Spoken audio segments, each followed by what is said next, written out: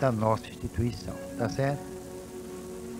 Vou repetir, qualquer desculpa que vocês apresentem, jamais essa desculpa será superior aos interesses da instituição. Que não é à toa que eu me dedico aqui a vida inteira. É domingo, é segunda, é terça, é quarta, é quinta, é sexta. Então é uma dedicação exclusiva. Vocês não se dedicam assim. Tem gente que só vem aqui quarta-feira, tem que só vem aqui domingo, tem que só vem segunda. Lá na livraria, tem que só vai lá terça. Outras pessoas vão quinta. Mas eu vou todos esses dias. Então acho que eu tenho o direito de sobrelevar os interesses que são sadios da instituição pelos interesses de vocês, tá certo? Agora vocês podem fazer o seguinte, os seus interesses serem superior aqui ao da instituição, aí vocês ficam sem remorso e sem culpa, tá bom? É uma saída boa, né? É bom. Alguém entendeu? Não, né? Ou entendeu? Então deixa que eu pagar aí a ficha depois. Olha, há pessoas, por exemplo, que no mês de outubro, vou ver aqui, uma pessoa, Séries Maria Ribeiro Andrade Moraes, teve 100% de aproveitamento, é assim que diz agora, né? Veio todas as reuniões de outubro. Outra também, Edivaldo Tavares, todas as reuniões de outubro. Jorge Calmon Nascimento, todas as reuniões de outubro. Gerson, todas as reuniões de outubro. Deixa-me ver quantos.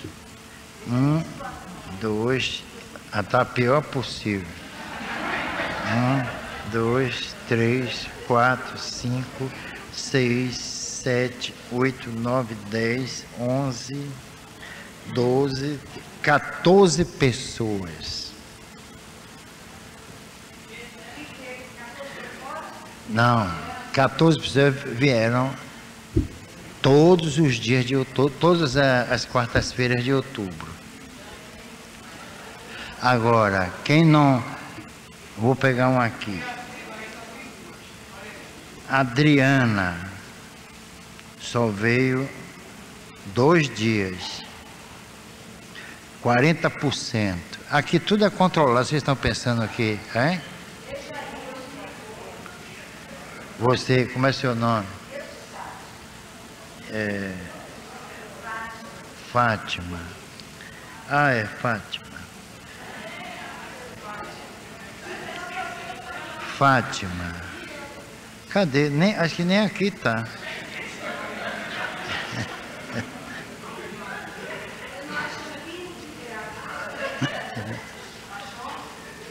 Ué, não tá aqui. É por ordem alfabética, deixa eu ver.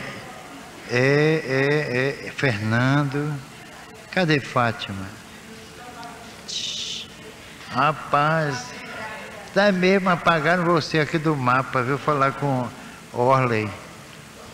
Mas deve estar por aqui embutida, né? Eu que não estou vendo. Mas ele tem o controle, vai botar.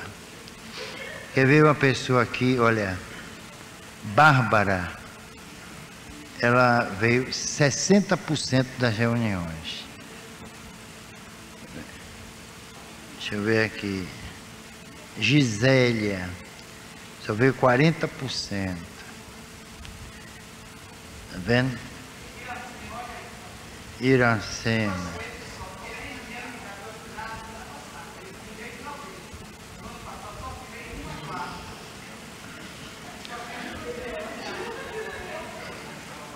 Olha, como Fátima, seu nome também não está aqui, tem que falar com o João. É outubro, é 2002. Ah, eu sei que você está aí, você sempre... Todo mundo sabe que você está aí. Hein? Eu vou falar com... Mas não se preocupe, está tudo controlado aqui. Na próxima quarta-feira, retifico isso. Bom, então somente... Quantos eu contei aqui de 100%? 14, né? Esses 14 estão já com o pé na reunião de pesquisa. Só quem tiver até dezembro, 100%. Vocês, acho que não dá mais tempo da maioria aqui pegar, né? Você também. Eu quero ver o seguinte, Orle vai me dar as duas aí para ver o que está acontecendo, viu? Agora, tem que ter 100% de aproveitamento.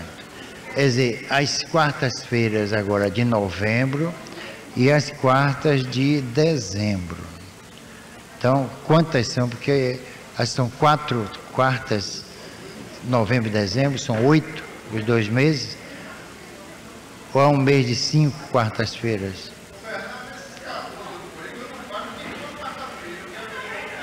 O quê?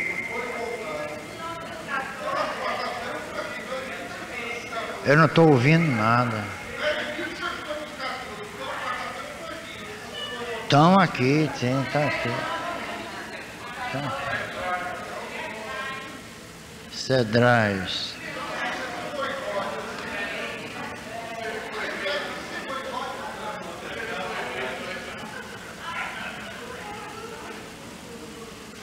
Cedrais está aqui. Toda quarta. Mas agora vamos deixar para lá. Dezembro é que importa, viu? Quando chegar em dezembro, quem tiver aproveitamento aí 100%, vai fazer parte de um trabalho de pesquisa, tá bom? Quem não tiver interessado, eu estou um pouco me lixando. A pessoa, aqui nós vamos fazer cursos para os assistidos. Já falei com o Ivan, que organiza as palestras. Em vez de palestra, que é blá, blá, blá, blá, blá, blá, a gente vai debater com os assistidos temas assim, que suscitem dúvidas, né? Temas assim mais complexos. E a gente vai debater aqui, conversar. Agora, não vai se pretender de maneira nenhuma esgotar qualquer assunto, porque nada ainda está concluído, né? As pesquisas estão ainda muito embrionárias sobre os fenômenos provocados pelos espíritos, tanto desencarnados quanto encarnados. Então, que é a última palavra. A gente não pode dar a última palavra aqui. Não é isso? Então vamos lá, vamos ao nosso estudo. Quem não adquirir isso aqui, está perdendo, porque isso aqui, espiritismo e socialismo,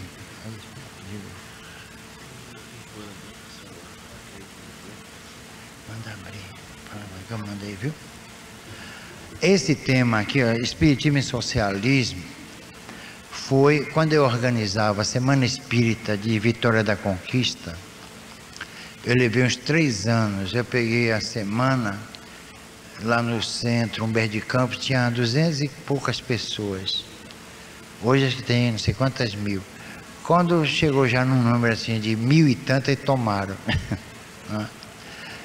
Esse tema foi em 1982, em pleno regime militar, não é isso? Então eu, lá em Vitória da Conquista, espiritismo e socialismo, até o pessoal do SNI foi para lá. Até me questionaram com o livro de Marx na mão. Quase eu ia preso. Ia ser bom porque depois eu me candidatava a deputado ou qualquer coisa, e eleito, né? Porque esse pessoal que foi preso na Revolução, todo mundo se elegeu por aí. Então, foi o maior cabo eleitoral, foi o próprio regime militar. Então, espiritismo e socialismo foi um tema. Agora, muitos palestrantes convidados não compareceram, com medo. Eu quase praticamente fiz o trabalho sozinho. Então, o meio do socialismo, o que é que tem a ver socialismo com espiritismo? Tem e muito. Né? Tem mais do que as pessoas possam imaginar. Porque as leis morais do Livro dos Espíritos são socialistas. Como é que a gente pode falar em liberdade sem falar em sociedade?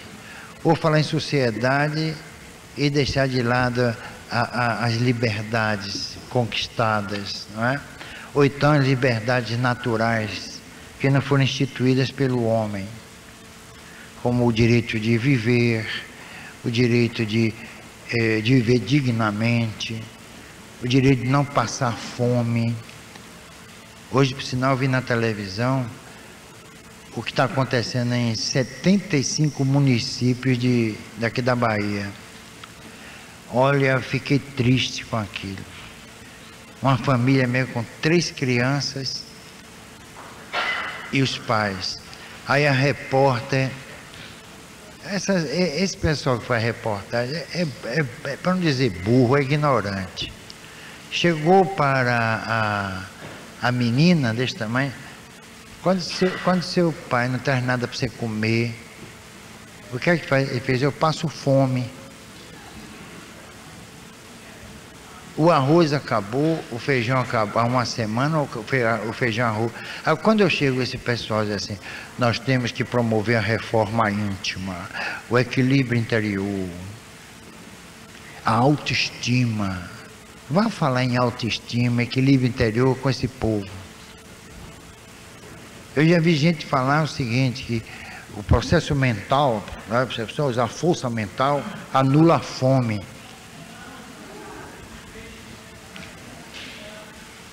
Olha, minha gente, eu acho que está na hora de... Chega de asneira no movimento espírita. Então vamos falar em equilíbrio interior para uma pessoa, para uma família dessa, sem água e sem comida. É a pessoa diz: a televisão só serve para uma classe de média para cima. Não sei nem se existe ainda a classe média. Porque tudo que anuncia é caro. Não é acessível ao povo que passa necessidade, não é? Os produtos que aparecem, produtos de beleza, sabonetes e tal. Você já imaginou o pessoal usar Dove no sertão? Com água de cisterna? Salobra ainda por cima.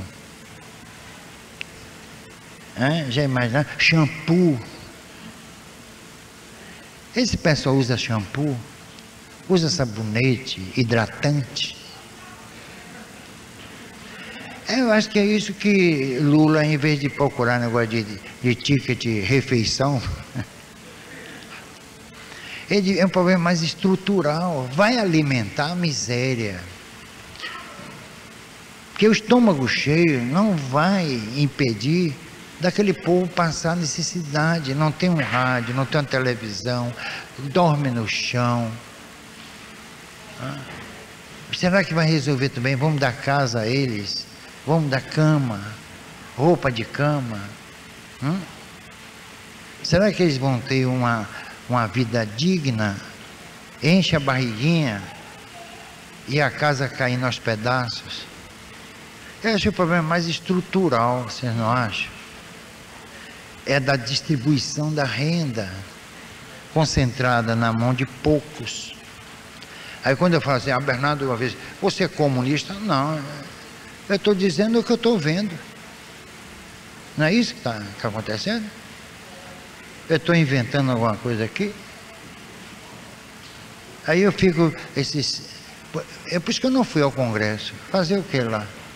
Eu até fui para o hospital, eu preferi ir para o hospital, eu me diverti mais. Então, eu fui para o hospital do que ir para um congresso que muita gente vai dizer: só deu lá psicologia.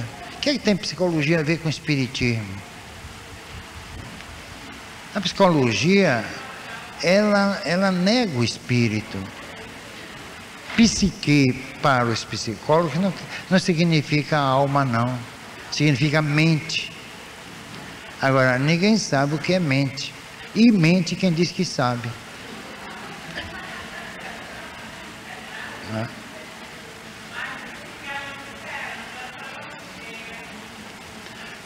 Quem que está falando aí? Ah, ficou lá esperando a sala cheia? Ah, a sala, né? Eu estava no hospital, fui lá. Eu tive um problema, fui lá para o hospital.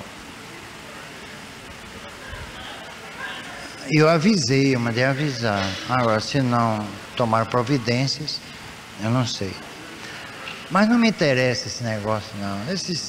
Isso é mesmo que carnaval. Tem 3 dias, quer dizer, antes, eram 3 dias, na segunda-feira, era quarta-feira de cinza. Congresso aqui na Bahia, espírita é assim, nasce e morre ali mesmo. Não tem nenhuma repercussão, nenhum jornal comenta, nenhuma revista, nenhum meio de comunicação, não há um debate, não há entrevista com as pessoas que fizeram o congresso, os resultados obtidos. O último congresso que eu participei espírita mesmo foi da Braja, Associação Brasileira de Jornalistas e Escritores Espíritas. Eu era representante aqui. Aí no congresso eu sugeri uma carta de Salvador. Ainda estava no restozinho da ditadura.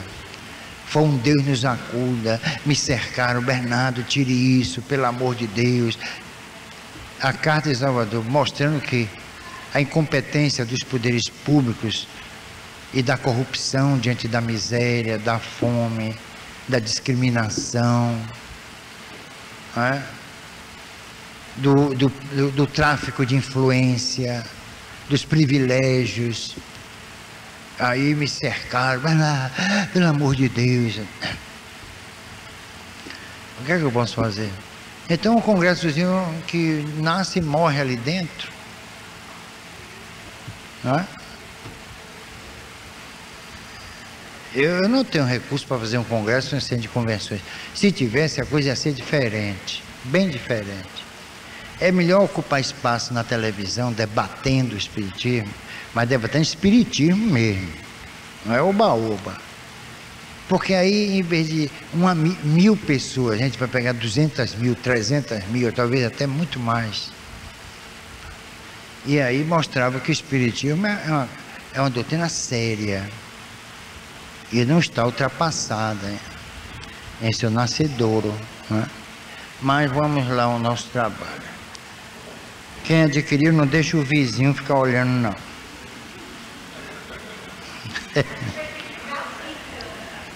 Hein? Só você, faz assim, ó. E brasileiro é fogo, viu? Olha, brasileiro adora tomar coisa emprestada. Vizinho mesmo, ô filha, você me empresta aí a farinha, ô, eu não tenho, você me empresta cebola, não é? Nunca mais devolve. Cebola, assim, uma vez pediram lá em casa uma cebola. Eu digo, dei logo 3, porque aí já fica para a semana toda.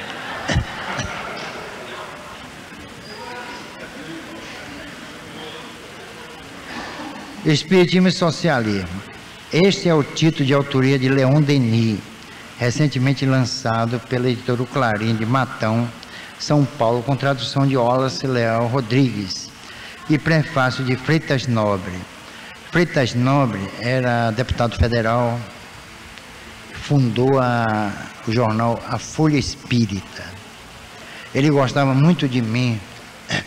Todos os artigos que eu mandava, publicava na hora. Depois que ele morreu, ninguém mais publicou.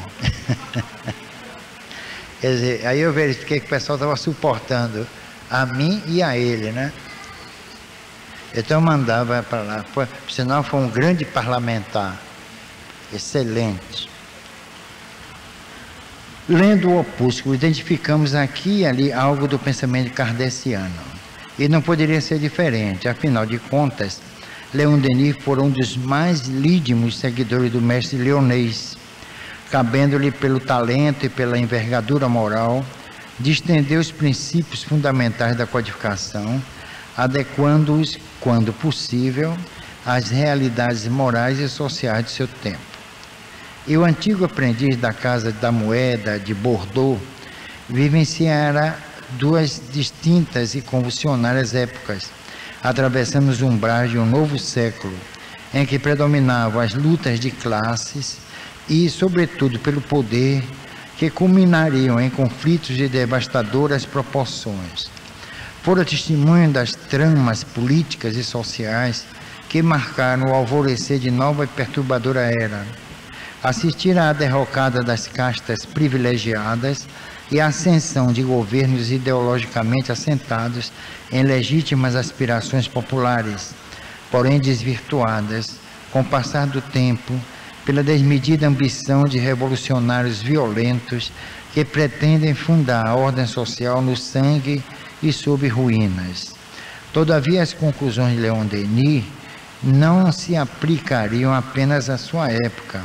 Projeta-se na atualidade, quando assistimos ao defragrar de movimentos extremistas que comprometem e tumultuam a ordem social, política, econômica, com sensíveis e gravíssimas repercussões. Engana-se o povo, acenando-lhe promessas de bem-estar material e de uma utópica igualdade socioeconômica jamais conseguidos, e a história demonstra a saciedade por quaisquer regimes. O povo, afirma Leon Denis, a propósito, não tem apenas necessidades materiais. Ele pede também que se cultivem suas faculdades superiores na instrução muito negligenciada por política materialista, por sua insuficiência, seus falsos métodos, contribuiu muito para criar um mal-estar que sofremos. E Kardec adverte no Livro dos Espíritos: cabe à educação combater as más tendências, e ela o fará de maneira eficiente quando se basear no estudo aprofundado da natureza moral do homem. Olha, quando eu leio uma sentença dessa de Kardec, eu vou repetir para vocês. Cabe à educação combater as más tendências, e ela o fará de maneira eficiente quando se basear no estudo aprofundado da natureza moral do homem. Pelo conhecimento dessa natureza moral, chegar-se-á a modificá-la como se modifica a inteligência pela instrução e as condições físicas pela higiene. Para isso, completa Fénelon, que foi um dos gênios do iluminismo francês. No mesmo livro, deve-se proceder à maneira dos médicos, remontar a causa, que se pesquise em toda a estrutura da organização social, desde a família até os povos, da choupana ao palácio, todas as causas e influências patentes ou ocultas que excitam, entretêm e desenvolvem o sentimento do egoísmo. Uma vez conhecida as causas, o remédio se apresentará por si mesmo. Só restará então combatê-las, se não a todas ao mesmo tempo, pelo menos por parte, e pouco a pouco o veneno será extirpado. Isso aí está no Livro dos Espíritos. Tem Leon Denis cita, e aí nós verificamos o seguinte: o pensamento de Leon Denis com o pensamento de Kardec, que dizem absurdamente que está superado. Então, quando ele diz aqui, cabe à educação combater as más tendências, e ela o fará de maneira eficiente quando se basear no estudo aprofundado da natureza moral do homem. O estudo aprofundado da natureza moral do homem. Aí falam aqui, bom, renovação moral. Como o homem se renova moralmente?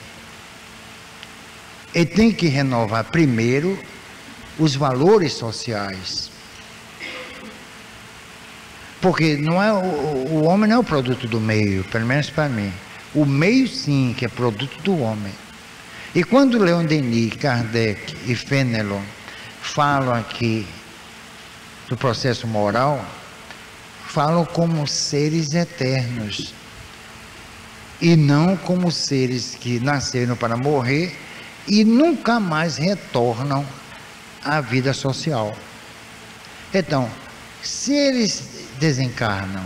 Se eles morrem, que proveito tiraram da vida social? E se tiraram, para aplicar onde? No céu? No purgatório? No inferno? Quer dizer, a vida é inútil. Por isso que distorcidamente alguns espíritas, e aqui não vai uma crítica, mas uma observação, estão fazendo o seguinte: como não entendem isso aqui, estão impondo às pessoas certas condições. Por exemplo, equilíbrio interior. Então a pessoa sai daqui equilibrada. Para onde? Onde ela vai gastar esse equilíbrio? Onde? No mundo espiritual? Em que parte, em que instância do mundo espiritual existe o equilíbrio? Para estabelecer uma identificação eletiva, uma sintonia moral, ética. Outra, a reforma íntima. Olha, isso, infelizmente nós vivemos num país subdesenvolvido, um país de milhões de analfabetos, 50 milhões passando fome. Aí nós vamos aprimorar o nosso íntimo.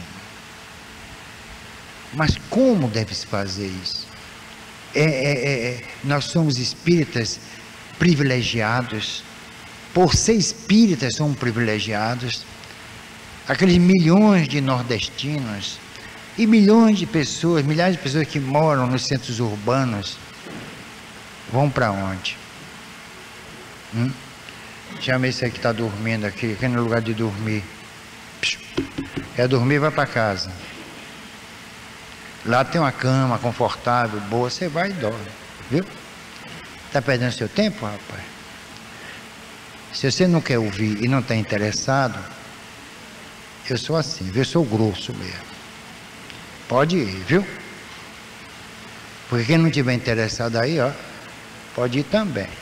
Eu não vou ficar perdendo meu tempo aqui, gastando meu bestunto para vocês dormirem, né? Tenha paciência. Não é? Aí é falta de respeito. Se eu estivesse falando aqui e dormisse, já imaginaram? Quer dizer, eu não venho mais aqui, o cara dorme, né? É falta de respeito aqui a gente. Então vê se segue meu raciocínio, por favor. Porque não é brincadeira interpretar isso aqui, sem cair em contradição. Então o que eu estou falando é o seguinte: eu estou pondo em jogo aqui, se nós não nos considerarmos seres eternos, nada, nem a educação vai resolver coisíssima nenhuma. Por quê? Porque se a gente nasceu para morrer, qual a função da educação? Educação não é no sentido escolar, acadêmico, educação no sentido global, de posturas sociais, de politização. Não se pode falar em educação sem politizar a pessoa. A pessoa tem que se politizar para entender o que é educação. Pelo menos é assim que Hesíodo falava no seu trabalho Paideia. Ele é um dos pais grego, 400 anos antes de Jesus. É um dos pais do pensamento pedagógico e foi copiado por Piaget e Companhia Limitada, e muita gente não sabe. Então não é educar a pessoa, não é no sentido de, assim, de escola, não é escolaridade, é no sentido de transformar, negócio de cidadania não, que é outra maluquice. Agora o termo em moda, cidadania. Vocês acham que esse pessoal que eu vi hoje passando fome na televisão pode falar em cidadania? O que é cidadania? É ser o quê? É ser cidadão? É poder pleitear seus direitos? É o Estado atender justamente a esse pleito? Quando nós temos direitos, aí o Estado, não, ele tem direito. Então, vamos atender a isso. É assim que o Estado faz? Ou o Estado impõe direitos e deveres, mas não tem direitos e deveres para com o povo?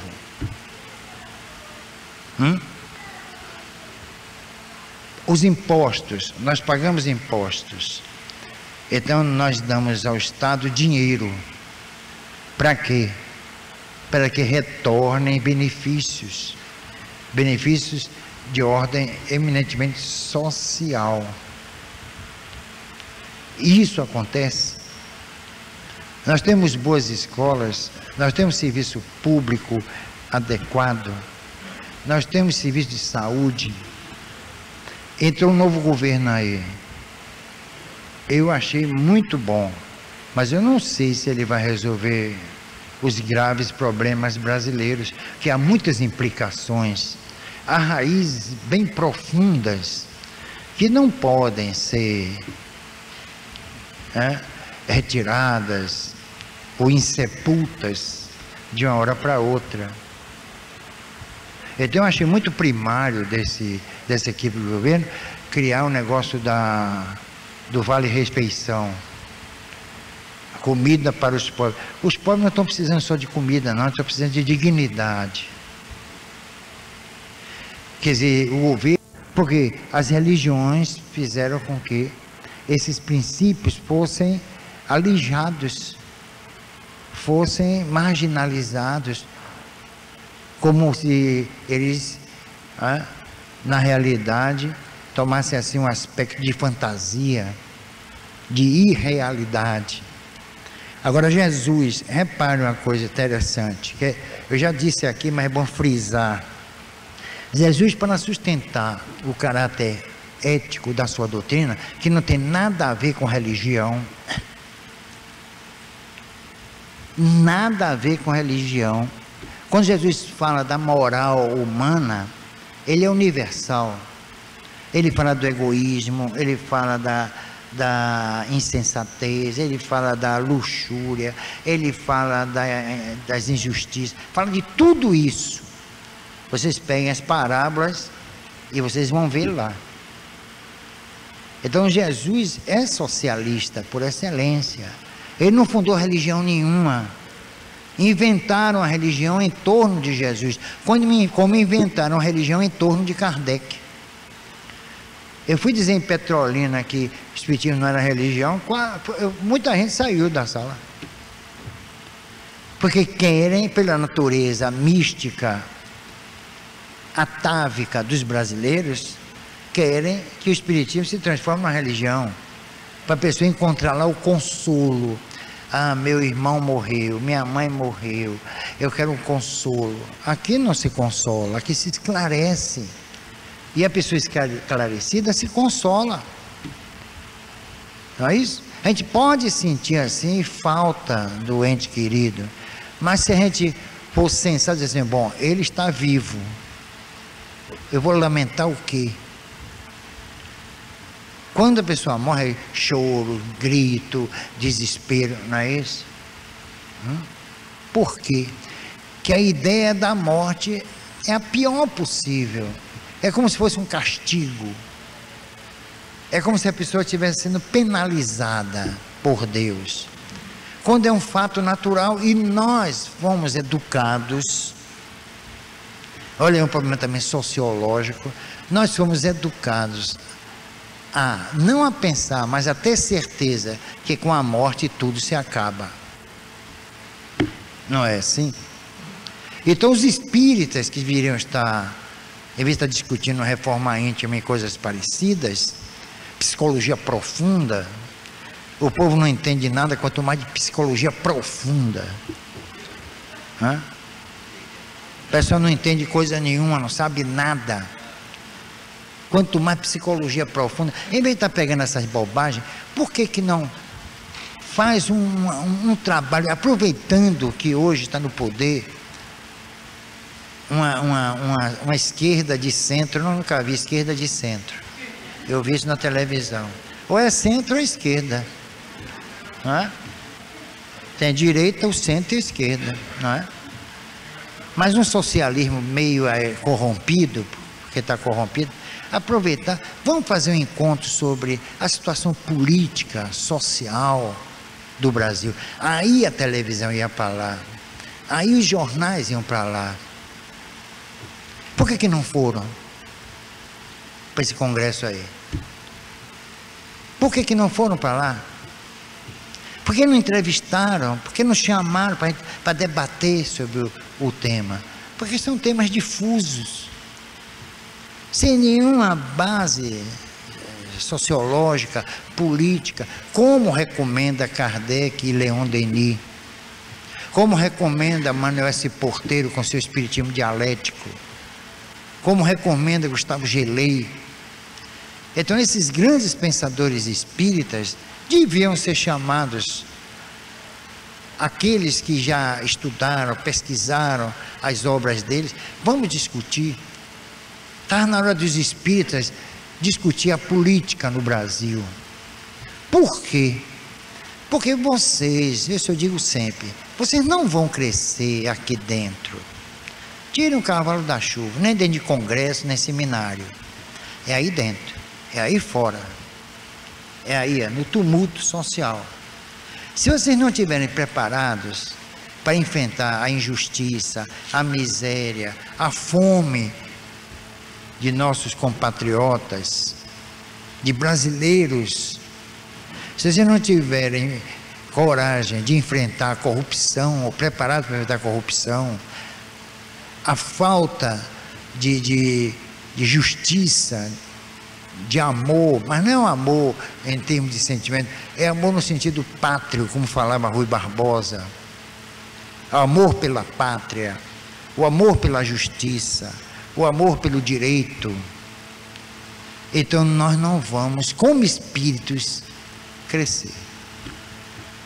Aí é que está. E crescimento não é no sentido de absorção de ideias e de valores, é crescimento no sentido endógeno, é no sentido íntimo, porque nós fomos criados perfeitos. O espírito é perfeito. Agora, para ele encontrar isso, ou se encontrar como um ser perfeito, ele vai ter que trabalhar muito. Ele tem que desenvolver certos potenciais, ele tem que encontrar sociedades que possam dar a ele, espírito, condições para o acordar dessa perfeição.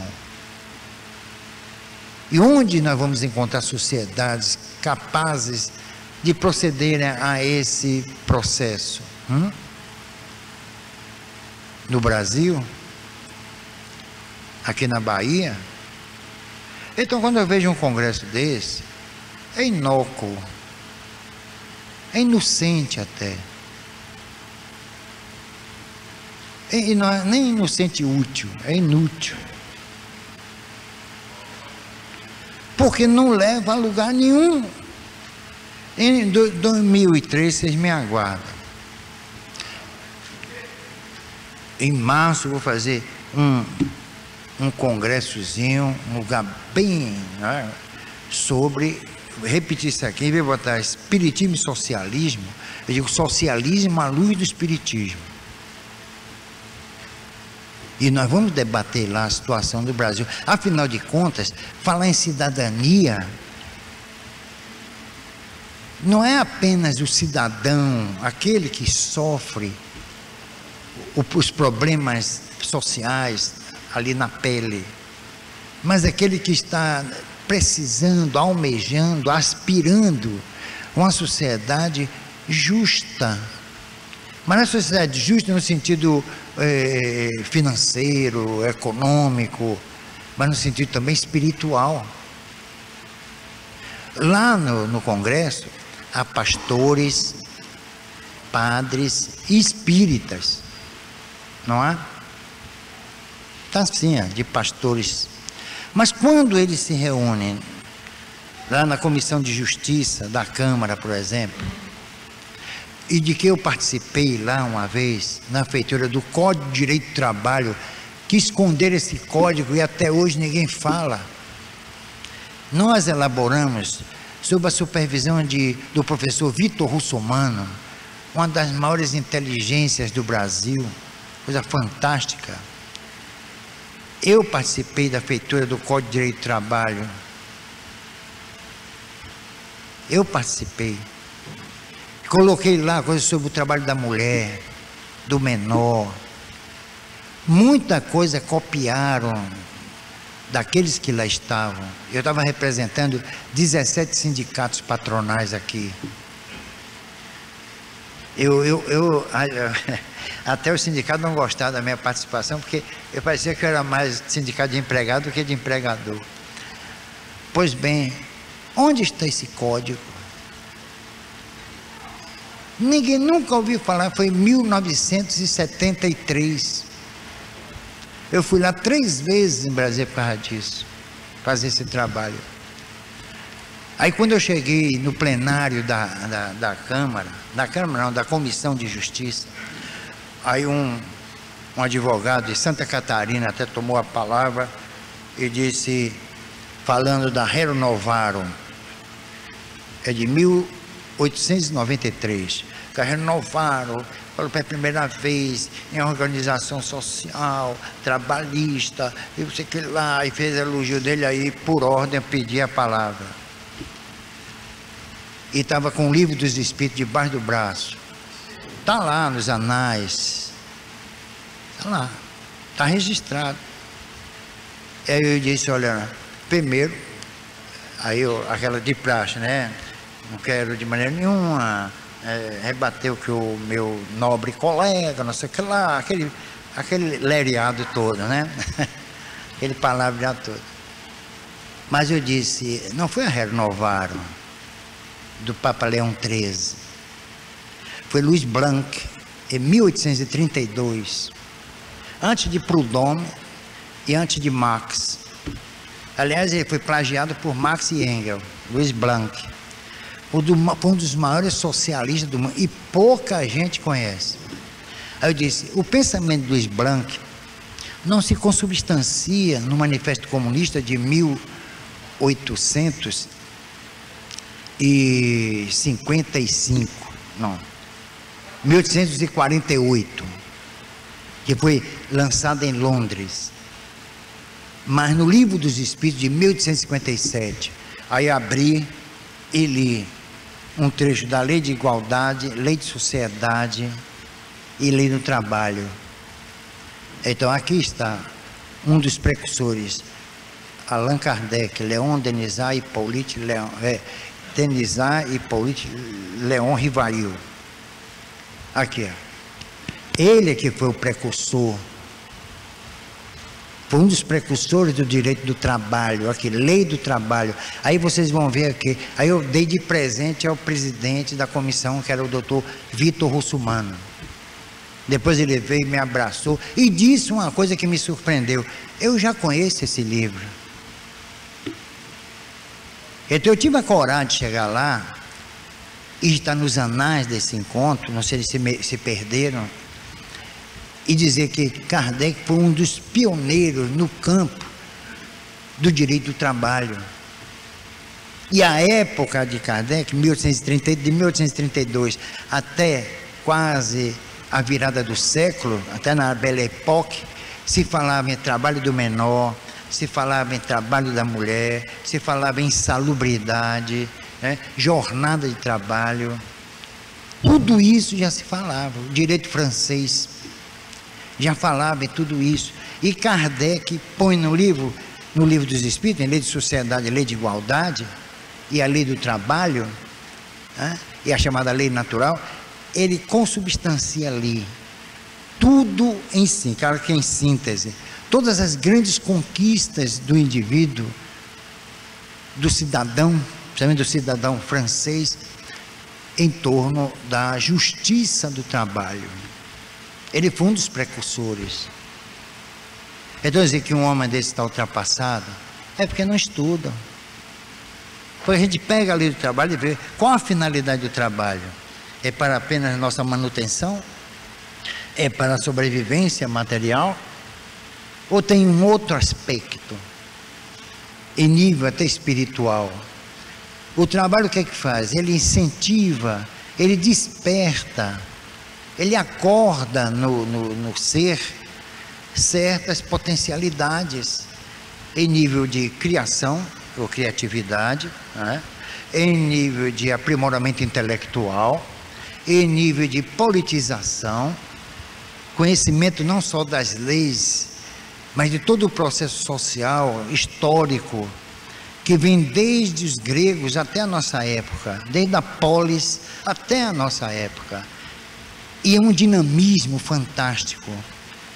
Por isso que o direito, ele é dinâmico, porque ele não se restringe a uma época, ele se restringe a épocas vindouras, que são presentes, essas épocas, quando analisadas em sua estrutura política, em sua estrutura econômica, social, etc.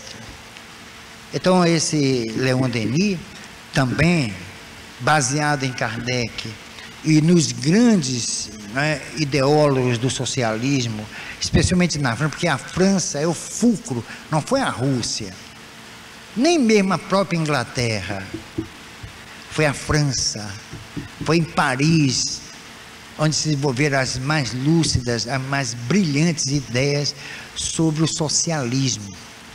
Ele nasceu praticamente em Paris, com Proudhon, com Louis Blanc. Marx e Engels apenas pongaram no bonde que já estava andando. E Kardec, a gente nota assim, um laivo de socialismo no Livro dos Espíritos.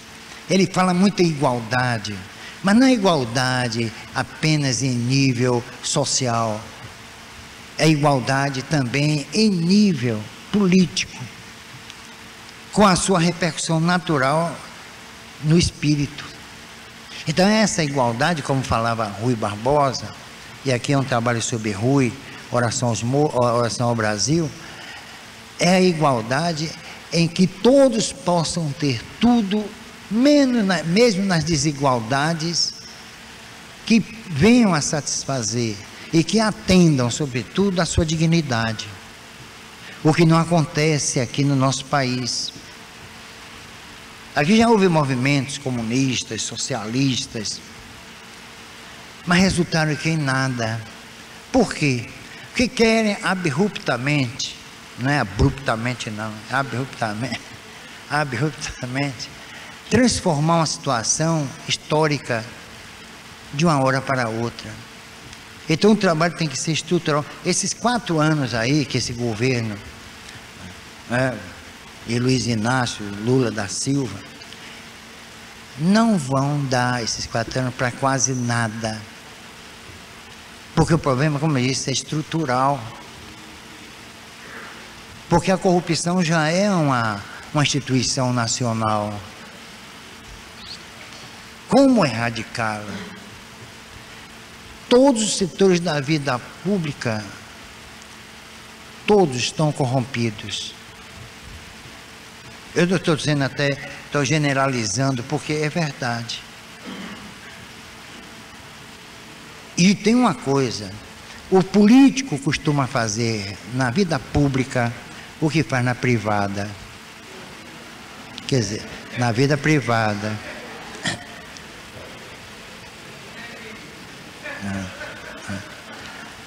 Então é isso. Como mudar essa situação? E os espíritas, resultado, nós estamos nos transformando em mais uma religiãozinha. Então os espíritas, os católicos, quando não tem nada a ver com religião isso aqui. Vocês já viram qualquer religião contestar os livros que eles são sagrados ou considerados sagrados? Já viu um protestante contestar a Bíblia? Já viu um muçulmano contestar o Corão? Já viu um hinduísta puro contestar os Ivestia? Mas nós podemos contestar. Não é falar que está ultrapassado, mas considerar que aquelas são ideias, por exemplo, o Evangelho segundo o Espiritismo. Eu não aceito muita coisa que tem ali. Por quê? Porque é a opinião dos espíritos, e não a opinião de Kardec, a opinião dos espíritos, que podem me satisfazer ou não, podem estar de acordo com o que eu sinto e quero ou não. É uma questão mais opinativa. É como o processo mediúnico, as obras mediúnicas, que são processos também de opinião. São ideias, são conceitos que o espírito A ou B tem a respeito de determinado assunto. Nós podemos respeitar. Por que nós temos que não nos satisfazer com as ideias e com os valores e com as opiniões? Porque neste mundo nada está concluído. Eu não posso aceitar uma opinião como definitiva. É um contrassenso. É o chamado, os latinos chamam de nonsense. Eu não posso aceitar uma opinião que tem o sinete da perenidade. Não, aquilo ali, assim, é inamovível. Não. Tudo é dinâmico. Em função de quê? Do próprio progresso espiritual. Não é o progresso da sociedade, é do espírito. Então nós não podemos aceitar nada que seja conclusivo. Não, fulano, não. Ele pode ser taxativo. Ele tem esse direito, mas aquele assunto ali pode sofrer alterações, novas interpretações, e é isso que caracteriza o direito, em todas as suas nuances, em todas as suas fases. Ele é o quê? Eu tinha um livro, era Jurisprudência Contraditória. Pois bem, acórdãos dos tribunais superiores a favor e contra o mesmo assunto, o mesmo tema. Chama jurisprudência contraditória. Isso é prejudicial? Não. É aí que mostra a liberdade de pensamento, aí que mostra a liberdade de opinião. Porque muita gente fala em liberdade somente em nível político, mas também existe liberdade em nível de opinião, de ideias, de valores. E é disso que nós estamos precisando. Às vezes a pessoa diz, não, Bernardo, você é muito político.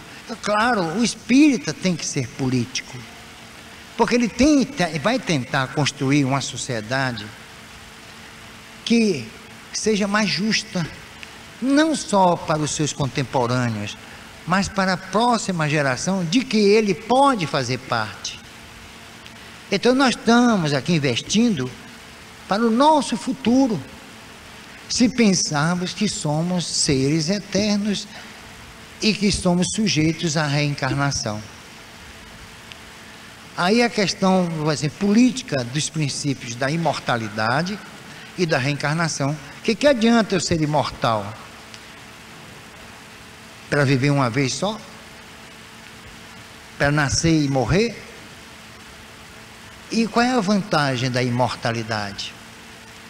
É ir para o inferno? Ficar ao lado de Deus?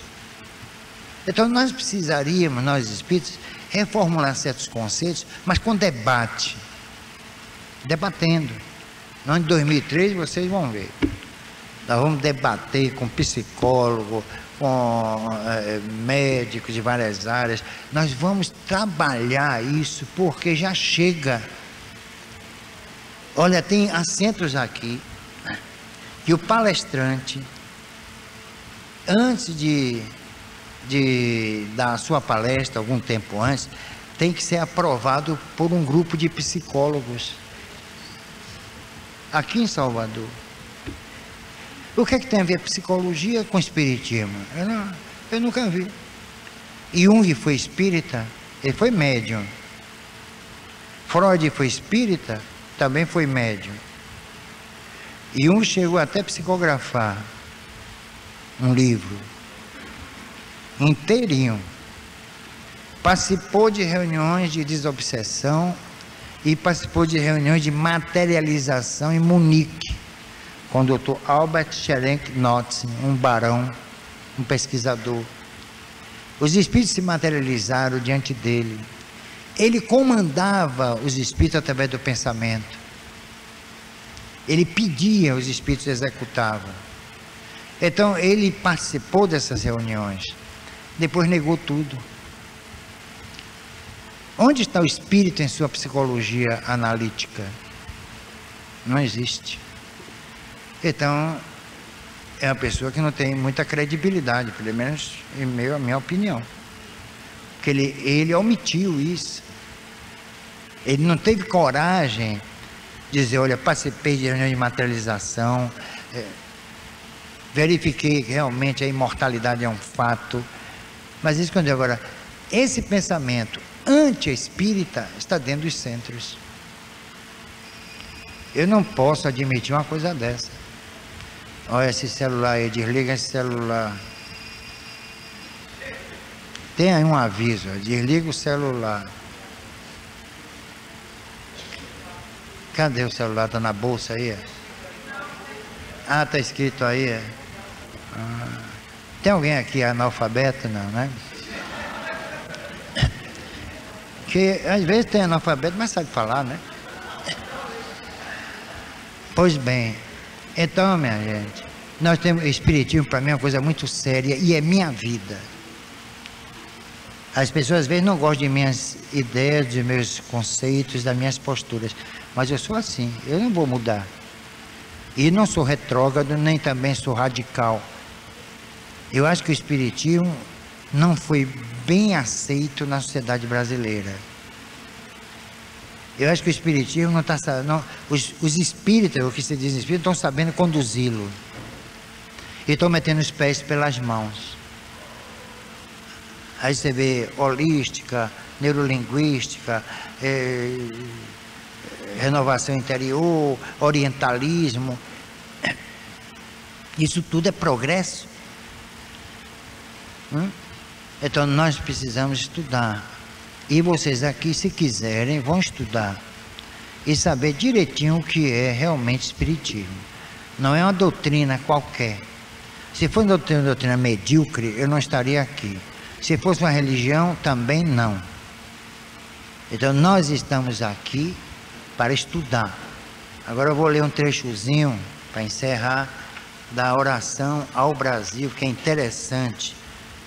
É uma das melhores peças assim da mediunidade de Francisco Cândido Xavier. Está no livro Falando a Terra. Não sei nem se ainda é dito esse livro. É da Federação Espírita Brasileira.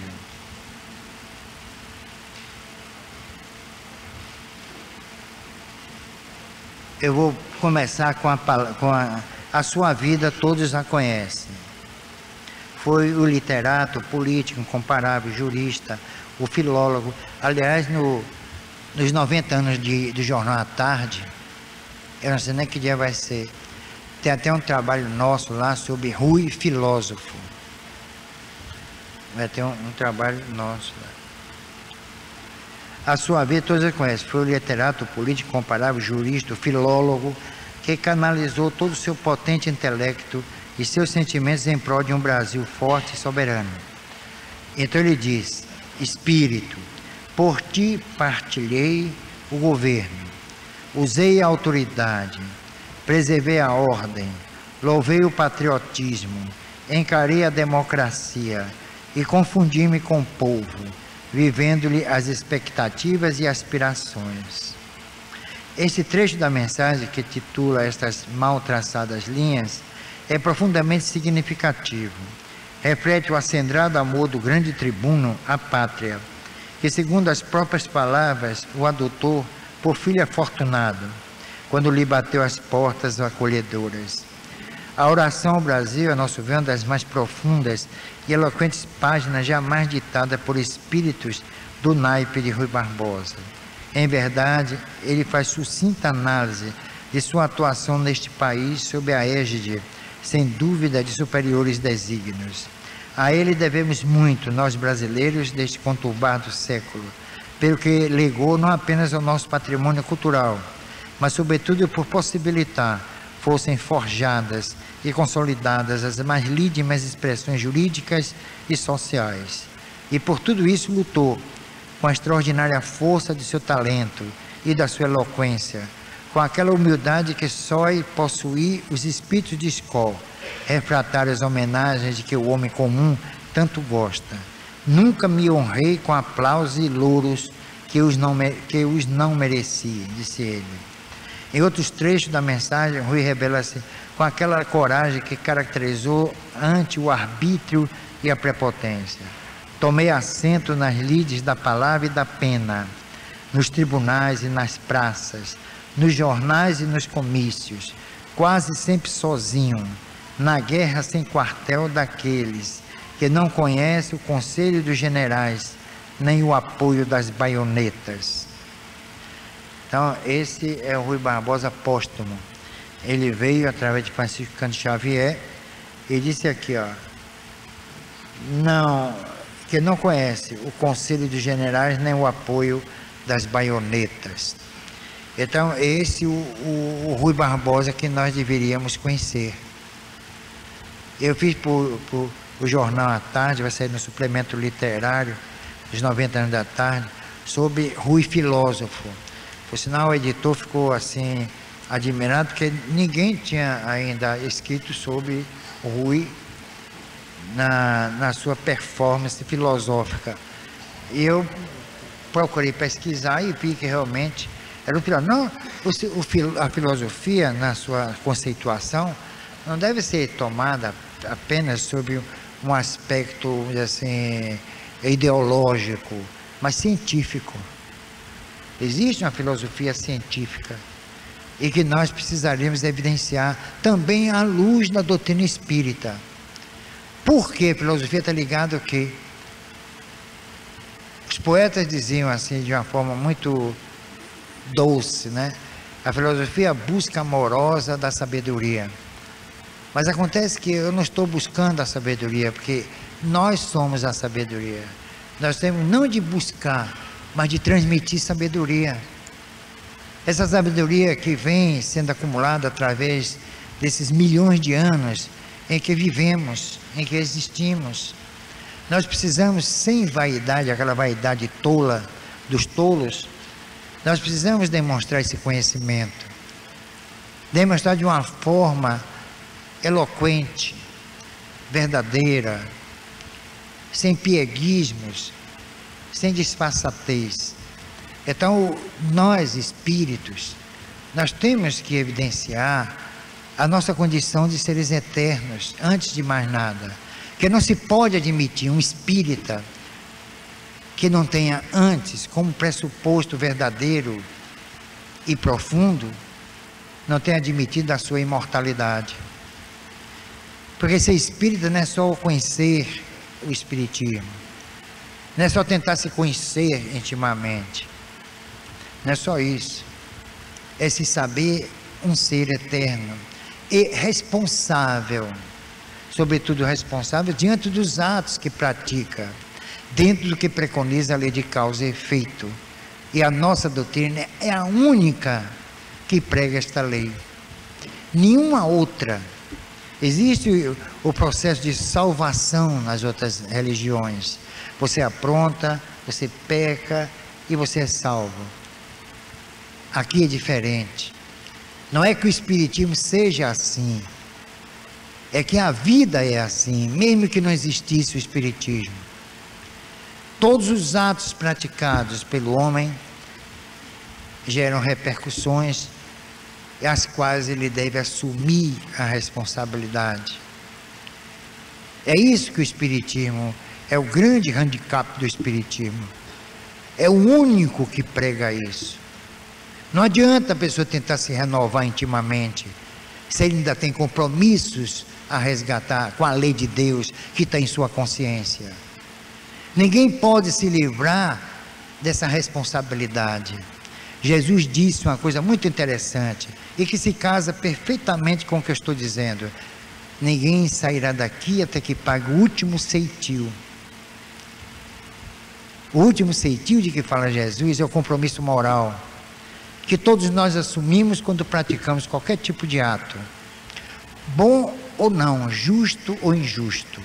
Então, renovar-se moralmente, equilibrar-se interiormente, é apenas o canto da sereia, é uma ilusão, E que ilusão, depois os resultados serão dolorosos, porque os compromissos que nós assumimos com a lei natural, com a lei de Deus, no que diz respeito a nossas atitudes em sociedades dos diversos segmentos, ainda não se concluíram.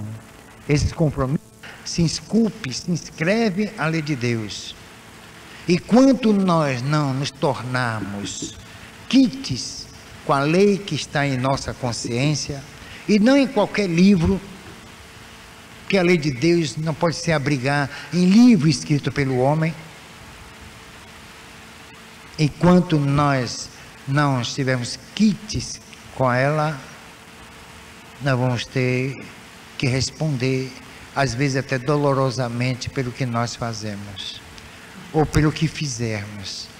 Então ninguém sairá daqui moralmente renovado. Seria bom, seria maravilhoso, seria sedutor, mas felizmente, não é infelizmente, nós precisamos ainda aprender muito. Nós somos, como disse Oliver Lodge, nós somos seres inconclusos, nós ainda não estamos concluídos. Por que então, antes de chegarmos ao início do caminho, já sairmos daqui completamente renovados moralmente, e moralmente segundo os conceitos humanos, nossos conceitos de seres ainda imperfeitos, de seres onde não desabrochou a inteligência em toda a sua pujança, em toda a sua magnificência, e de tal maneira a inteligência nossa é apocada, que nós criamos um Deus à nossa imagem e semelhança. Um Deus para atender aos nossos interesses, às nossas necessidades, através de um tráfico de influência injustificável. Então, sair daqui moralmente renovado é mais do que uma ilusão, uma imbecilidade, que vai tirar a oportunidade do espírito. Se ele se condicionar, se ele chegar depois da morte a pensar que está renovado moralmente, coitado dele, coitado da sua vida futura, quando voltar aqui e verificar que ainda precisa aprender. Então fizeram do espiritismo, esse espiritismo que está aí, como a ciência humana, um ciscar de galinhas na face da terra. Agora vamos à nossa parte segunda.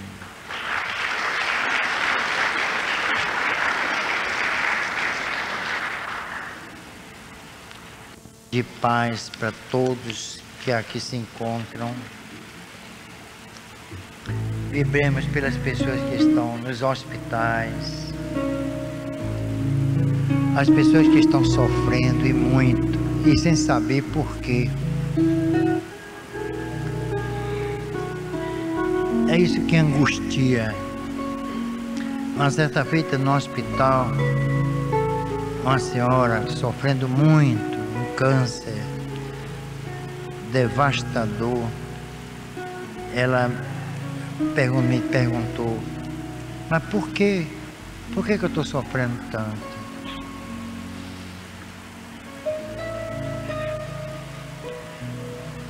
Qual a causa disso?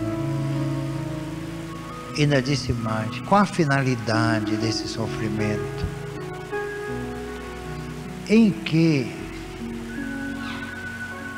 eu vou lucrar com isso? Qual o benefício da dor, do sofrimento, dessa morte, disse mesmo assim, miserável que eu vou ter? Por que isso? Será que Deus é injusto? Será que Deus não tem piedade de mim? Onde está a sua misericórdia? Por que que Ele, na sua grandeza, não me socorre agora? Por que que Ele não me põe boa, sadia? Eu estou merecendo morrer assim? Pessoas que estavam perto começaram a chorar, saíram emocionadas e ao mesmo tempo intrigadas. E depois me perguntaram: poxa, Bernardo, a filha, minha mãe disse uma coisa interessante. Qual a finalidade da doença? A finalidade moral da doença? E o porquê dela? Qual a origem ética da doença? Porque não, são vírus, são bactérias. E as causas morais da doença? A bioética, que é agora um dos ramos ligados à medicina, não responde nada. Que essa bioética não tem nada a ver com moral, com ética. É apenas um rótulozinho. É mais em nível profissional e não filosófico, espiritual. Então, por que nós sofremos? E para que nós sofremos? Será que uma pessoa, como já vi centenas de vezes, já vi pessoas morrendo, algumas já morreram até em meus braços, na UTI, no quarto, em casa, e de vez em quando me perguntam qual a finalidade do sofrimento. Não só a doença, mas sofrimentos outros, sofrimentos morais. Por isso eu vou contar uma coisa aqui que eu já contei antes, e nisso também não vai uma crítica. Eu fiquei desolado, eu fiquei assombrado. Uma senhora que esteve aqui comigo aí na secretaria, aí embaixo, e disse: Bernardo, eu tenho uma filha de 17 anos, drogada. Ela toma cocaína, começou com maconha. O pai não aguentou mais, foi embora. O irmão foi morar com uma irmã minha, a tia, que também não suportou. A única que ficou fui eu. Nem a empregada quis ficar.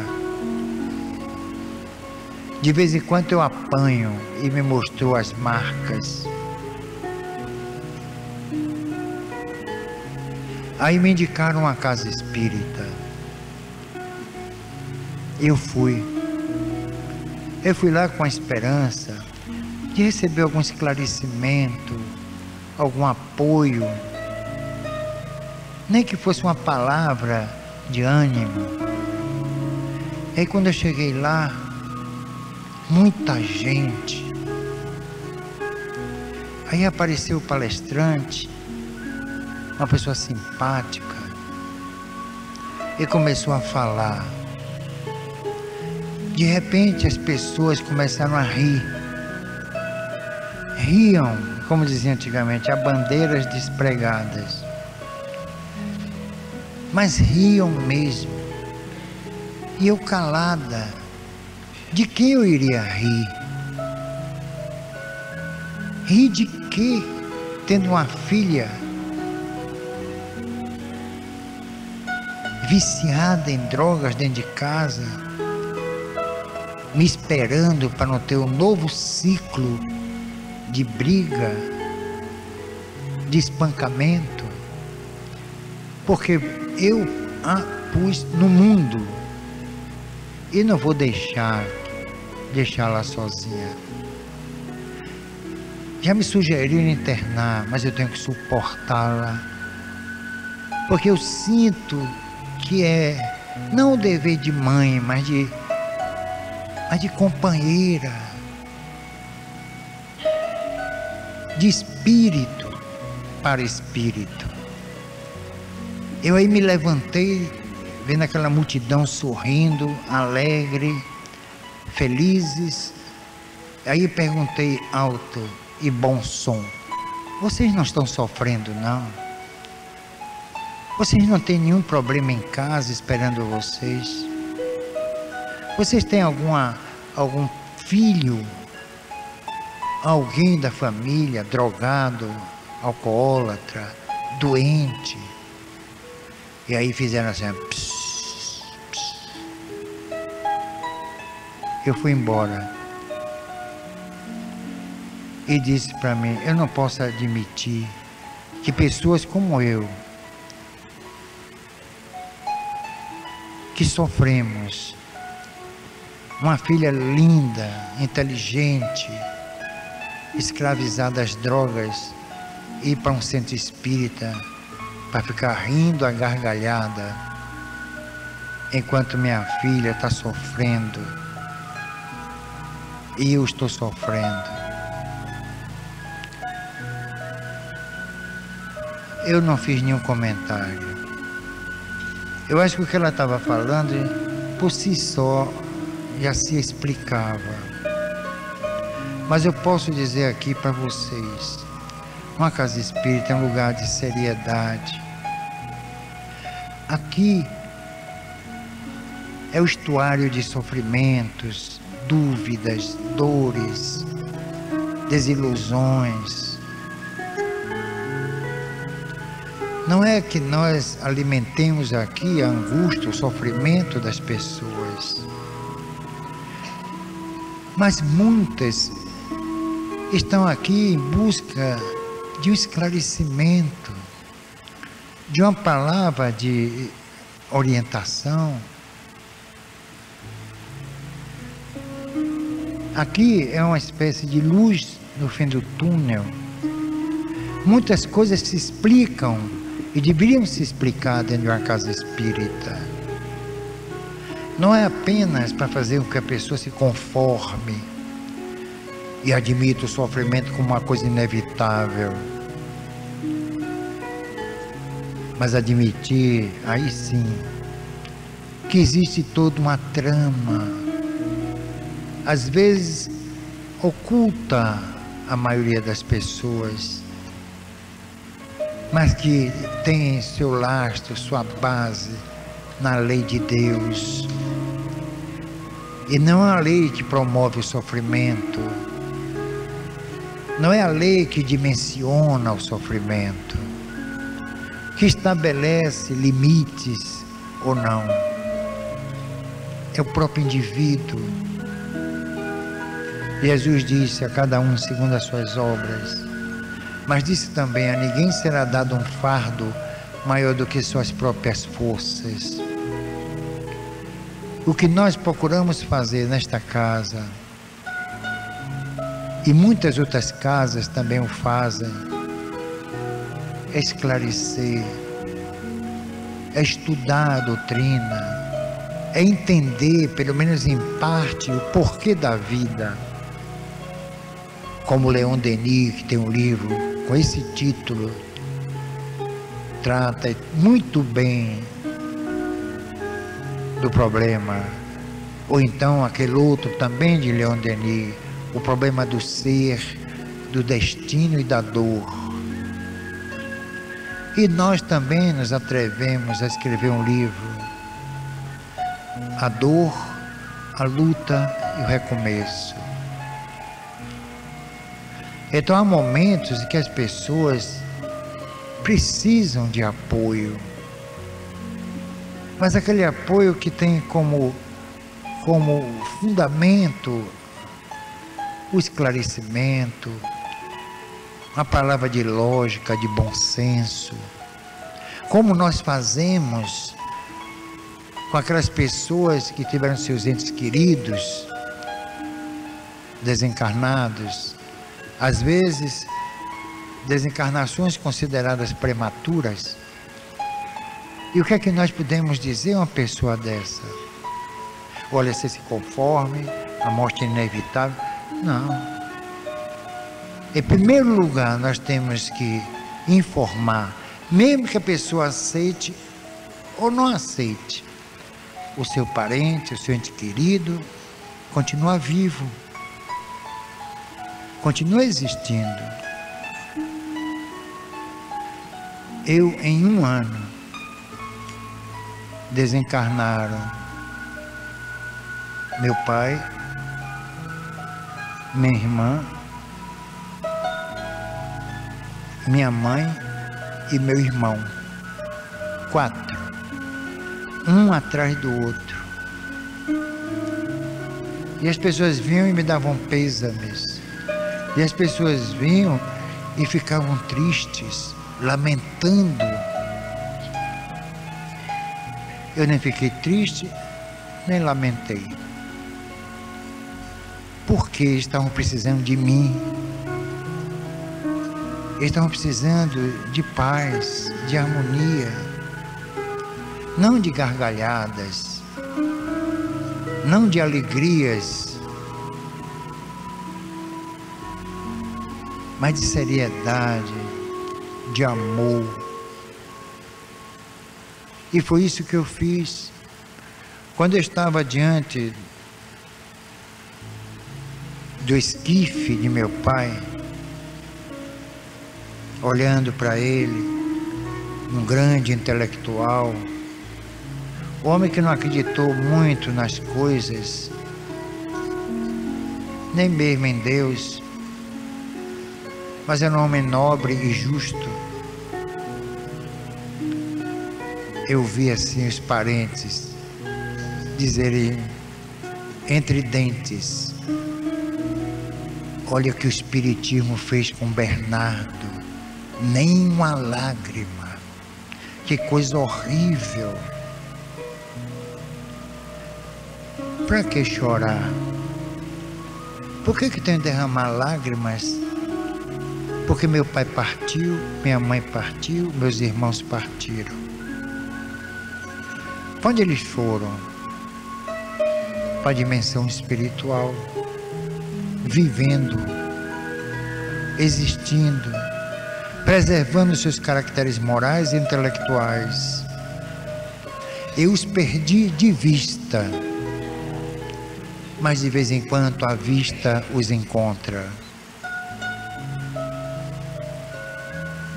E é nesse momento que eu penso neles com carinho, com amor. São minhas lágrimas, o meu afeto, o meu respeito. Um dia eu vou estar também do outro lado. E quem estiver lá na oportunidade, não chore. Orem apenas. É disso de que o espírito precisa, de paz, muita paz. Então, minha gente, vamos vibrar para todos aqueles que estão nos hospitais, sem saberem por que estão morrendo e para que estão morrendo, por que estão sofrendo. Às vezes uma criança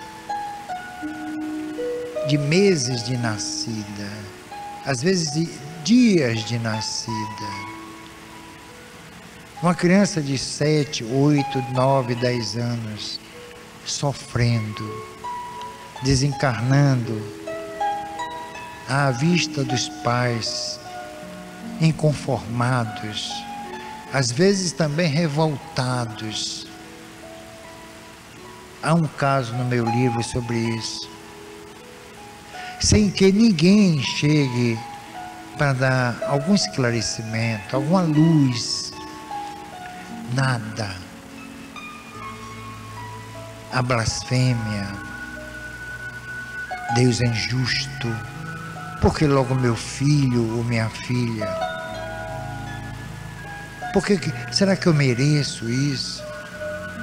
O que uma criança de 8 anos, 10 anos, de meses, foi que uma criança dessa fez para merecer tanto sofrimento?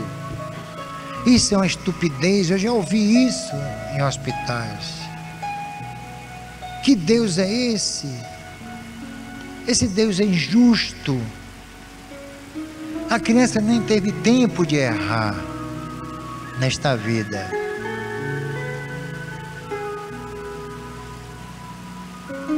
É isso, esses são os desafios do espírita. grandes desafios. Não só para esclarecer e orientar, mas para quando chegar a sua hora, saber dar o exemplo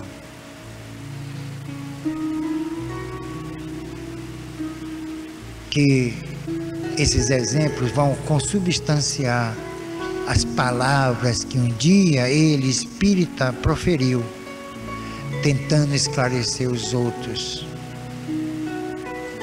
É o seu momento, é o grande momento do espírita. Não é partir sorrindo nem debochando da morte,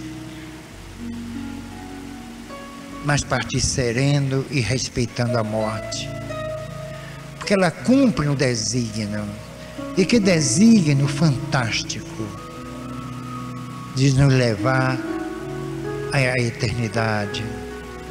É o grande coche da existência, onde viajamos sem fronteiras para a vida no mais além, onde continuaremos a existir, a preservar nossos valores, nossas ideias, nossas preferências. Nada intimamente muda no espírito. Ele apenas se despoja daquele invólucro doente, muitas vezes, não digamos imprestável, porque devemos respeitar o corpo, e aí vai viver como sempre viveu a sua vida espiritual. Então, vamos vibrar mais uma vez por todas essas pessoas que pensam que com a morte tudo se acaba. Não é verdade. Com ela tudo começa ou recomeça. Não num ciclo vicioso, mas num ciclo auspicioso, onde nós vamos construindo o nosso destino, mediante os desígnios da lei de Deus, que jamais se apartará da nossa consciência. Muita paz e até amanhã lá na livraria.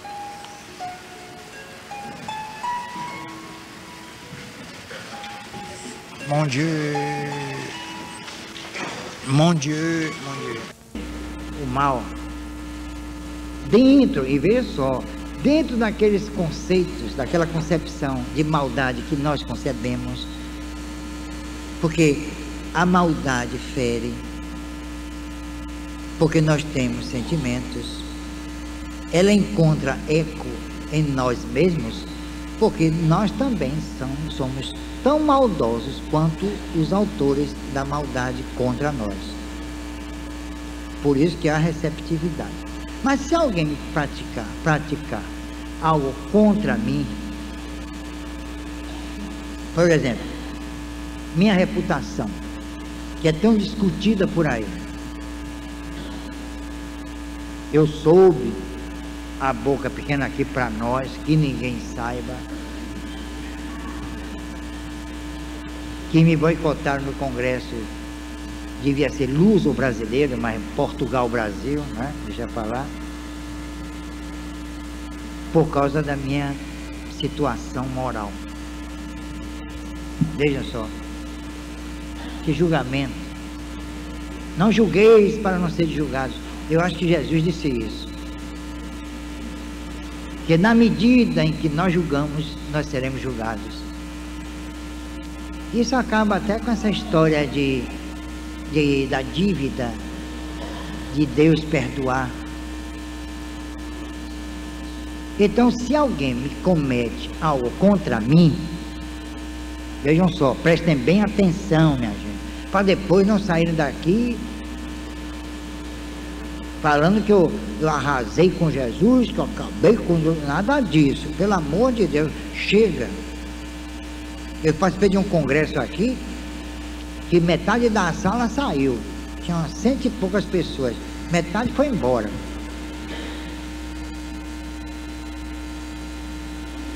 Eu até dei graças a Deus, veja só, Eu que não dou graças a Deus, eu dei naquele dia, porque graças a Deus eles foram embora. Então foi graças a Deus mesmo. Então foi graças a Deus mesmo. Não foi graças a mim. Aí eu me salvei. Né? Resultado, alguém comete...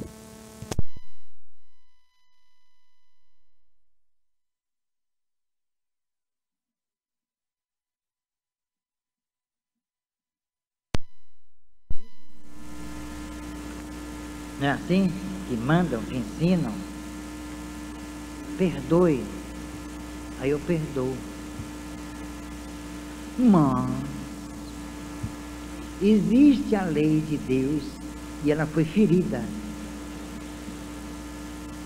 Então, mesmo que eu perdoe, o sujeito vai ter que responder pelo que fez.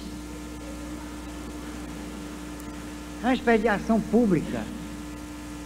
Aqui tem advogados que sabem que certos delitos, o sujeito pode chegar na delegacia, não, mas eu nada disso, eu perdoo. A coisa segue o seu curso legal, independentemente do arrependimento da pessoa, não é isso? Então, se eu cometer um ato contra alguém, esse alguém, olha, Bernardo, você está perdoado. Muito bem. Mas eu tenho que responder perante a lei de Deus, pelo que eu fiz.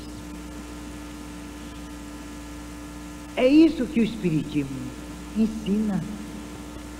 E muita gente não quer admitir. Pensa que fazer exercício de autoiluminação, autoconhecimento, lá na livraria apareceu um casal de médicos. Depois eu soube que ele toma conta, dirige uma instituição de autoajuda, autoconhecimento, autoiluminação. Eu falei disso, eles saíram aborrecidos. Vocês podem fazer tudo o que quiserem, mas tem que responder. É a lei funciona assim. Nós temos o livre-arbítrio, não temos? Então, aí depois, quando nós estamos sofrendo, aí vem a prece.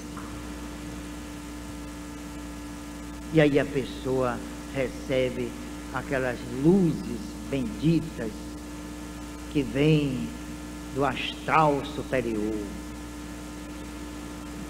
E aí se alivia. E aí fica pacificada, tranquila. Tudo bem. Isso pode até acontecer, mas ela vai ter que responder pelo que fez. É assim que funciona a lei. A lei de Deus é inexorável. Agora, não é perversa.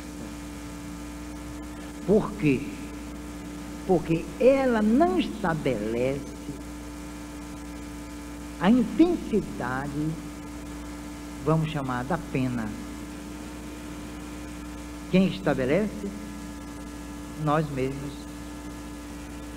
É a intensidade do ato que vai determinar a intensidade da repercussão.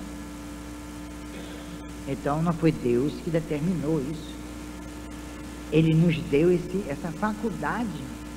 Isso é notável, pelo menos para mim, e é por isso que eu sou espírita. Porque eu não vou acreditar em baboseira, não. Em sentimentalismo, chega.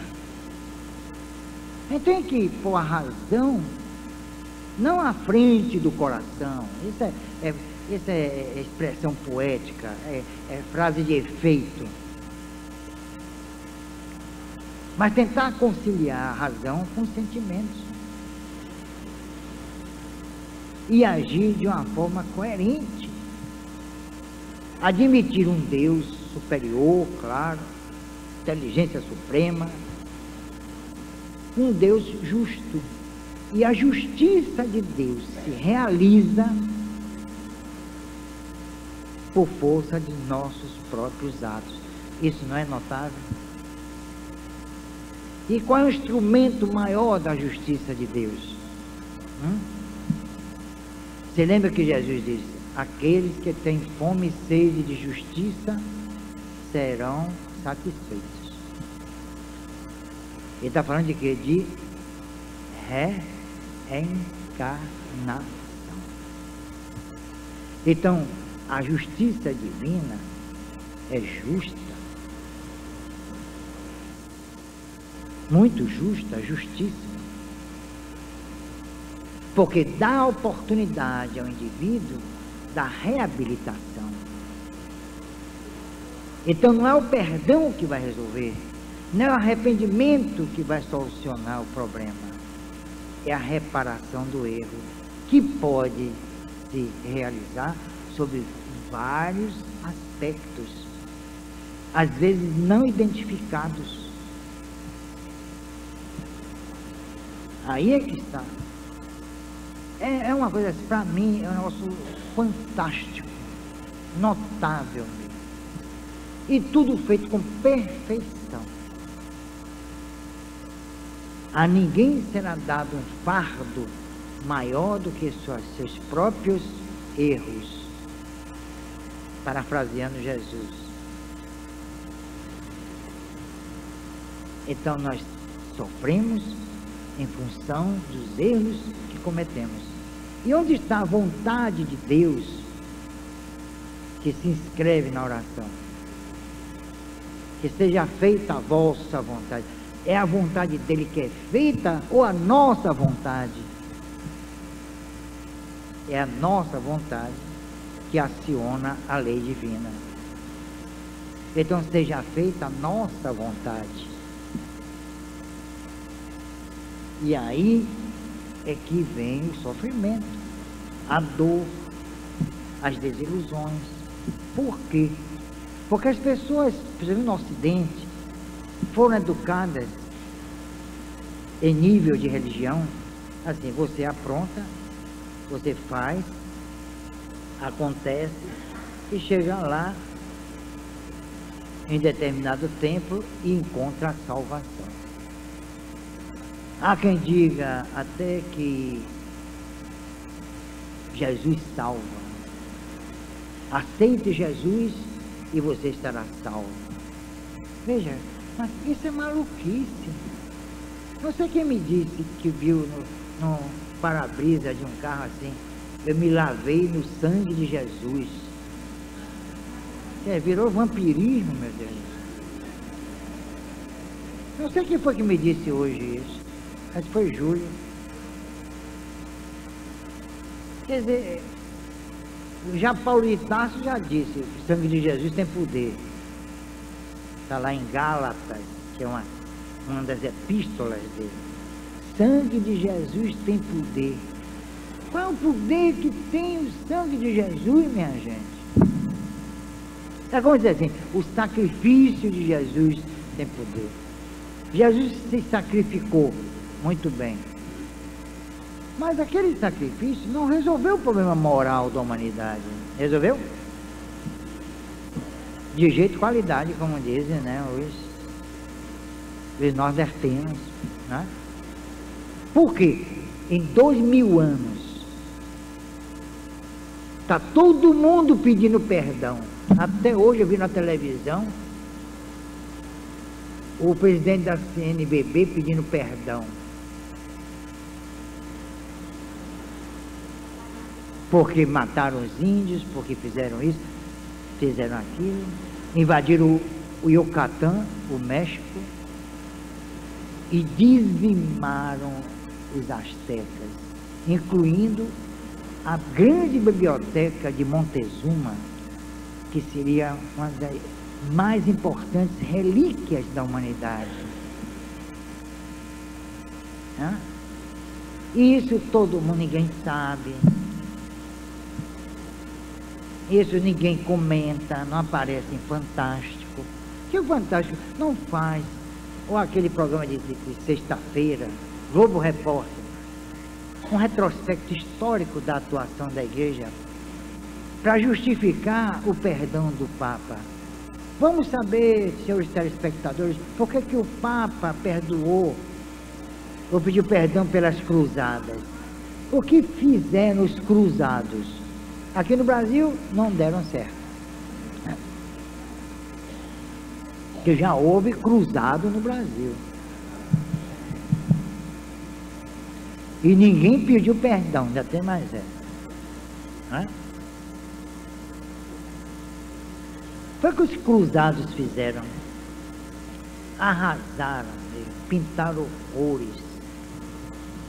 Eram homens alucinados, fanáticos, e que não tinham o que fazer. Aí se envolveram até Luís XIII. Até Luís XIII entrou nessa, morreu na Tunísia até com a doença. Ele promoveu uma cruzada. E sabe quem é Luís XIII? É São Luís de França, que até ajudou Kardec, viu? De passagem. Agora que ele foi perdoado.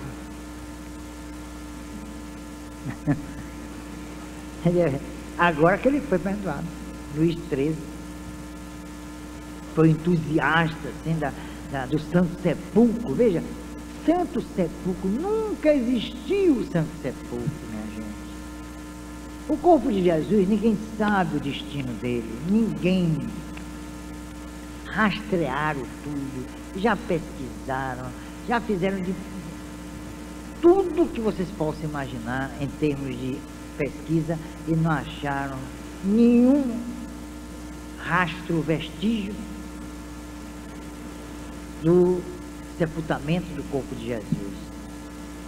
Ninguém sabe. Assim também, como a Via Crucis, ninguém sabe, não é? Inventaram, porque Vespasiano, o imperador romano, arrasou Jerusalém, mas acabou com Jerusalém. Então a Via Crucis desapareceu, inventaram uma. Por isso que Jesus disse em relação a Jerusalém, vocês se lembram? Foi que ele disse: não ficará pedra sobre pedra. Minha neta dizia assim: não ficará pedra sobre pedra, né? Quando eu assisti a novela. E não ficou mesmo, pedra sobre pedra. Tudo sumiu. Aí construíram igreja, onde ele passou. A única coisa que sobrou foi o Monte das Oliveiras. Sobrou também o Monte Tabor, assim mesmo desgastados. O Rio Jordão, não é Jordão? E aí são acidentes geográficos imutáveis. Mas o Santo Sepulcro não existiu. Outra coisa que os cruzados também foram buscar lá foi o Santo Graal, que querem fazer com que esse Santo Graal tenha qualquer ligação com o ocultismo. Os templários mesmo tentaram, albigenses tentaram, cátaros, né? Os cavaleiros de Malta, os cavaleiros da mesa, da tábua redonda, do rei Arthur, tempo de Merlin, também julgaram encontrar o Santo Graal. Vocês sabem o que é o Santo Graal? Não sabem? Seria a taça onde Jesus bebeu o vinho. E outros dizem que seria a taça que alguém amparou o sangue de Jesus vertido na cruz. Aí apareceu uma taça cravejada de ouro e cravejada de brilhante. Ora, Jesus pobre, coitado, não tinha onde cair desencarnado, para não dizer morto. Onde ele ia achar uma taça linda de ouro maciço com pedras preciosas, hein? Ele vivia num caneco lá, como esse aqui, ó, parecia até com esse aqui, ó. Olha o meu Santo Graal aqui, ó, aqui, tá vendo? Esse caneco. Então essa maluquice provocou uma onda, minha gente, de crimes terríveis, batalhas inúteis, que os exércitos europeus, quando iam, eram mercenários, Não eram soldados, não. Eram homens que eram pagos para fazerem parte dessa cruzada, ou dessas cruzadas, para matar os mouros, sarracenos, sei lá das quantas. Aí está pedindo desculpa, perdão. E tem uma coisa que nós devemos prestar bem atenção. Estão pedindo perdão hoje daquilo que aconteceu há 1000 anos. Agora vejam que se não há um certo, né, disparate nisso, não chega a ser paradoxo. Quando esses homens agiram, é bem possível, embora o fanatismo, que tenham agido de acordo com a fé que os animava. Então, a postura do homem de 1000 anos, acho que não pode ser avaliada pelo homem de hoje para perdoar o que ele fez. Porque o que ele fez estava de acordo com a época em que ele vivia. Viram? Olha aí. Então o perdão é inútil. Não se observou um processo sociológico, político,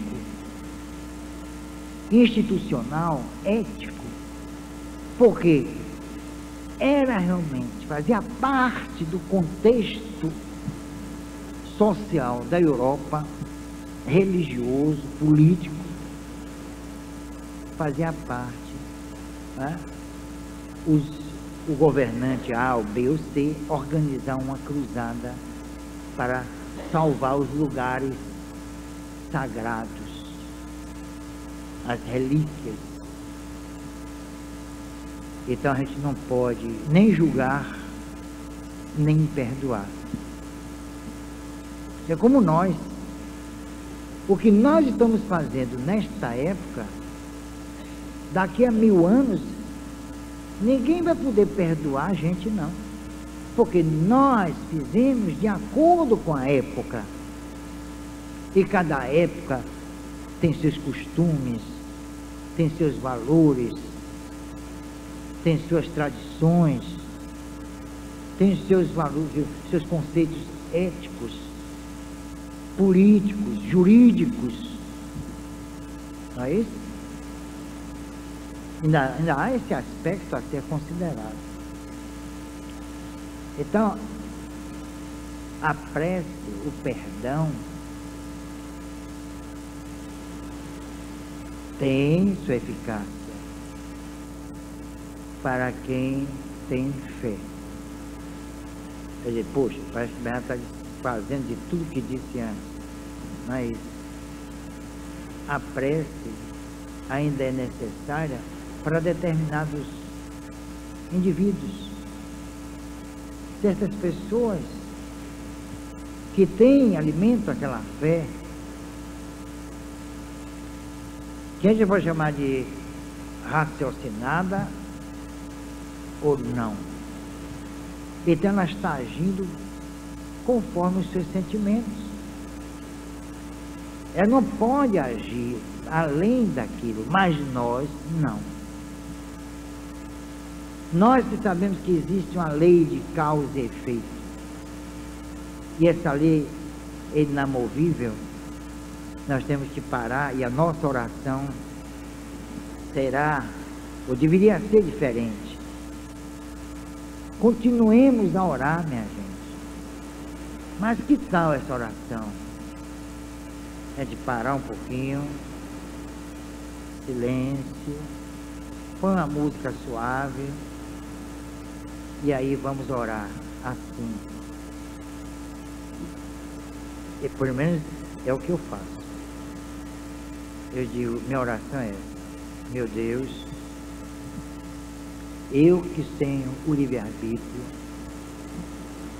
desenvolvido através do tempo, no despertar das minhas imanências, eu vou lutar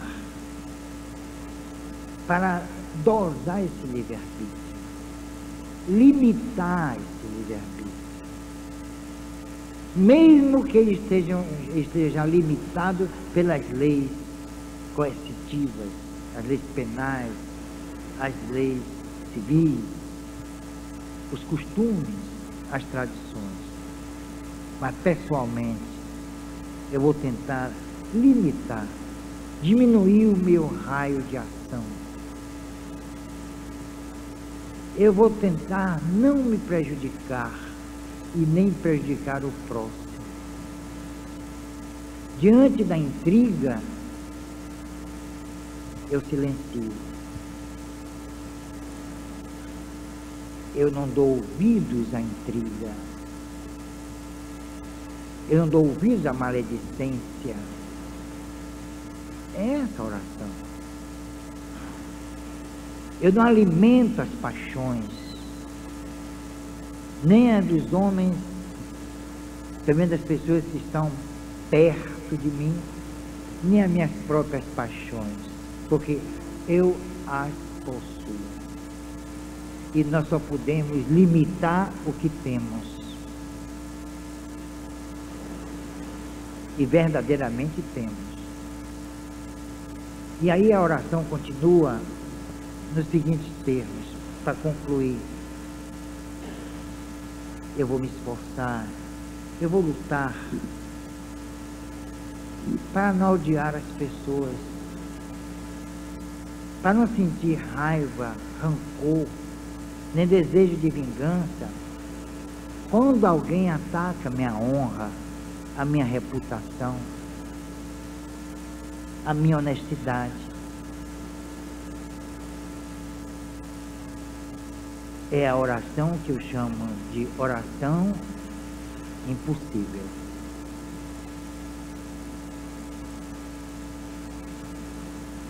E acabou aí, viu?